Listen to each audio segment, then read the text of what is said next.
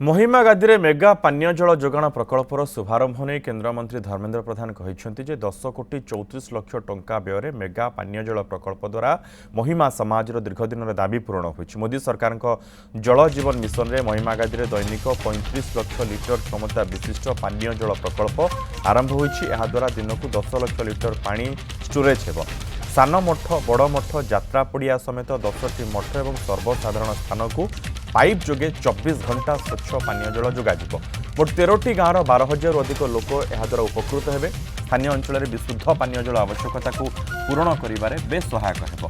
एथिपाई प्रधानमंत्री नरेंद्र मोदी, मुख्यमंत्री मोहन चरण मांझी, ढेंकानाल जिला प्रशासन और आर्थिक अनुदान पर ओएनजीसी को धन्यवाद जणाइछन्ति केन्द्रमंत्री धर्मेन्द्र प्रधान। महिमा धर्मर पवित्र तीर्थक्षेत्र तथा आम ढेंकानाल जिलार जोरंदा गादी रे समावेत होइथिबा पूज्य साधुसंत एवं भक्त मानकु पवित्र माघ मेलार शुभकामना जनाउछि।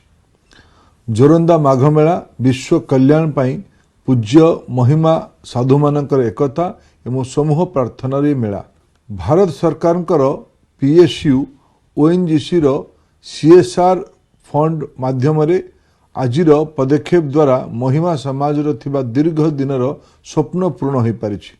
एही विकासमूलक प्रकल्प शुभारंभ अवसर में महिमा समाजर साधु संत मानक अभिनंदन जणाइमा सह प्रधानमंत्री श्री नरेंद्र मोदी महाशय, मुख्यमंत्री श्री मोहन चरण मांझी महाशय एवं ढेंकानाल जिला प्रशासन को धन्यवाद जनाउछि। माननीय प्रधानमंत्री नरेंद्र मोदी नेतृत्व में भारत सरकार जल जीवन मिशन रे महिमा गादी रे दैनिक 35 लाख लिटर क्षमता विशिष्ट पानीय जल प्रकल्प आरंभ होइछि।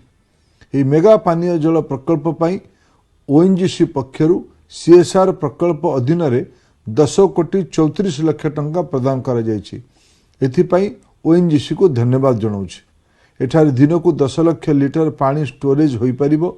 एही व्यवस्था द्वारा सान मठ, बड़ मठ, यात्रा पड़िया समते 9टी मठ और गोटे सर्वसाधारण स्थान को पाइप रे 24 घंटा पानी जोगा जाई परिबो।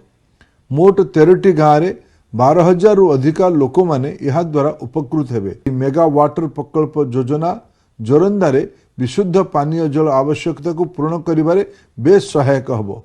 महिमा गोसाई एवं महिमा धर्मर पूज्य साधु संत आशीर्वाद हम समस्त ऊपर रही थाउ, यही मोर कामना।